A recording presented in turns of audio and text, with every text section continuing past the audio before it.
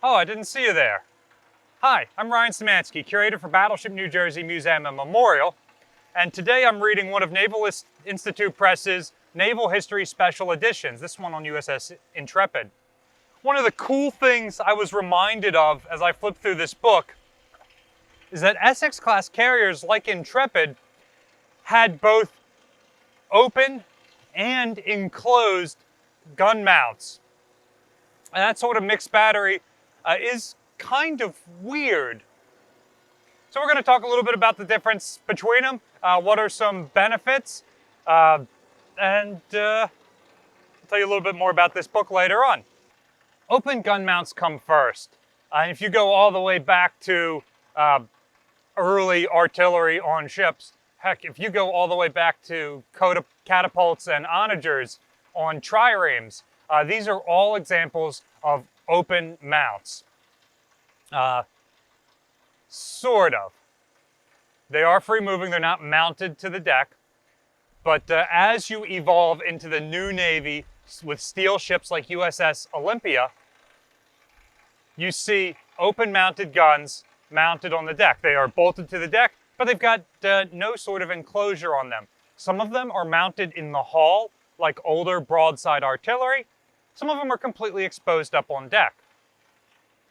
Getting into World War II, you see older ships, like the standard type battleships, have many of their guns in open mounts. You even see newer built ships, like destroyer escorts like Slater, with open mounts. But you also start to see a large number of enclosed mounts.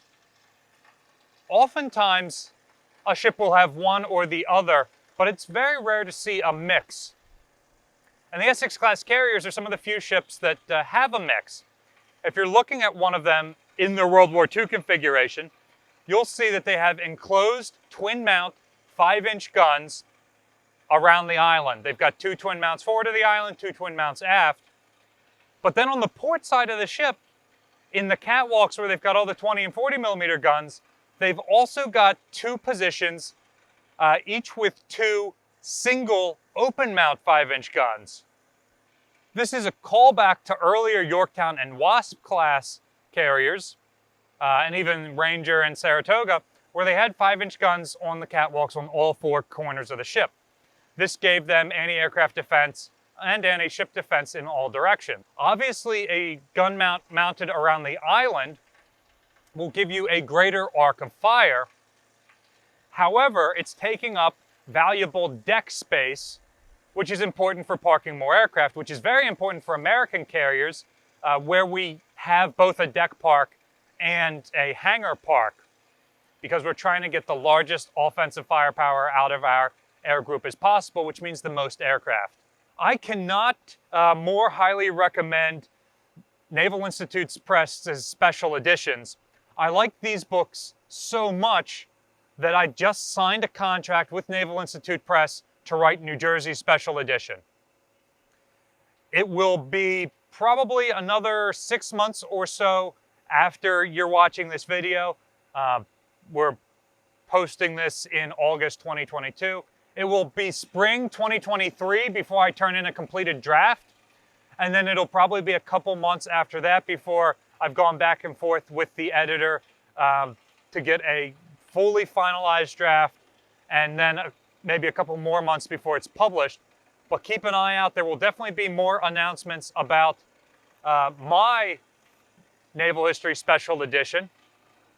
What I really like about these books is they are what I would call history spark notes. There is a history of USS New Jersey written by Paul Stilwell that's several hundred pages long, published by Naval Institute Press. You can still find copies of it for about $100 out there. But maybe you don't want a shelf full of $100, 400-page books, but you still want to read about a large variety of ships.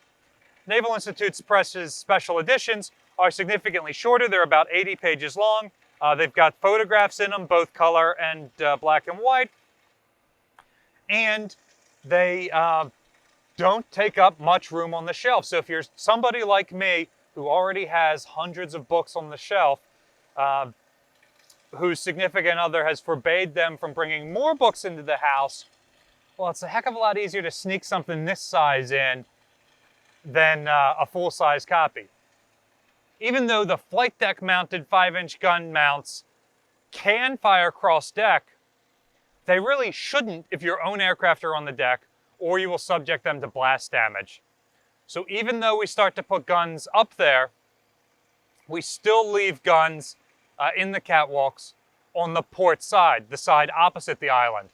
You don't need them on the starboard side, because even with aircraft on the deck, you can still turn those 5-inch gun mounts broadside and engage ships with your enclosed mounts.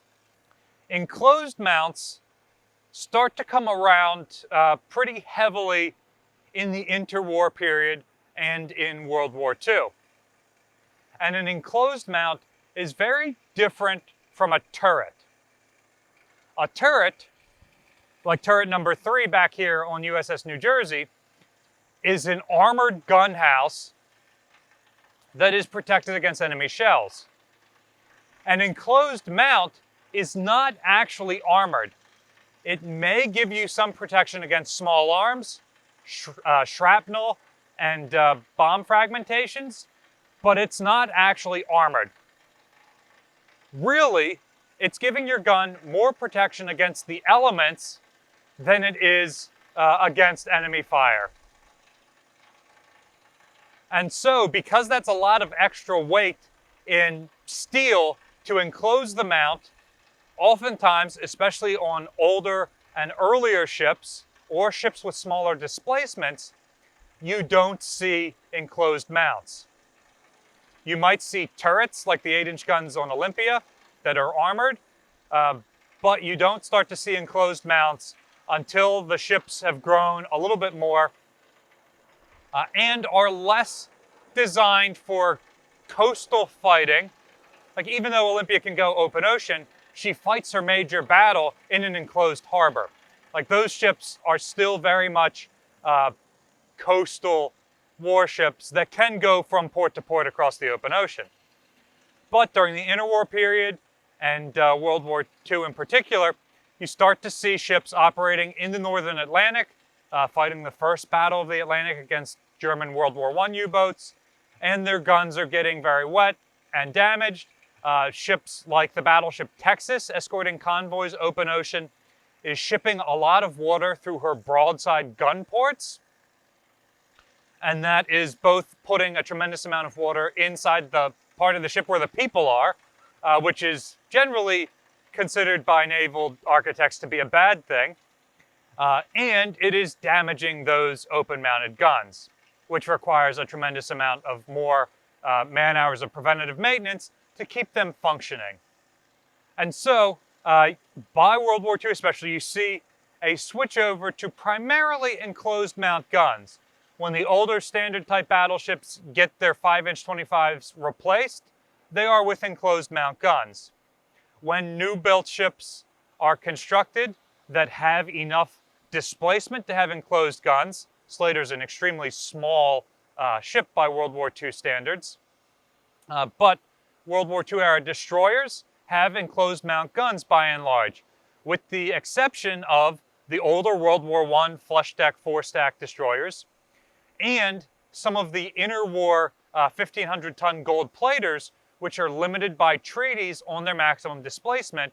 So you'll see some enclosed gun mounts on the bow where they ship a lot of water, and then open gun mounts on the stern. But by the time you get into the mass-produced World War II ships like the Fletchers, the Sumners, and the Gearings, they're completely enclosed gun mounts. That brings us to an important point. Even though they are enclosed gun mounts that look a lot like the gun houses for New Jersey's 5-inch guns, they're not armored. New Jersey's 5-inch guns have 2.5 inches of STS plate around them, which makes them too heavy to put on destroyers.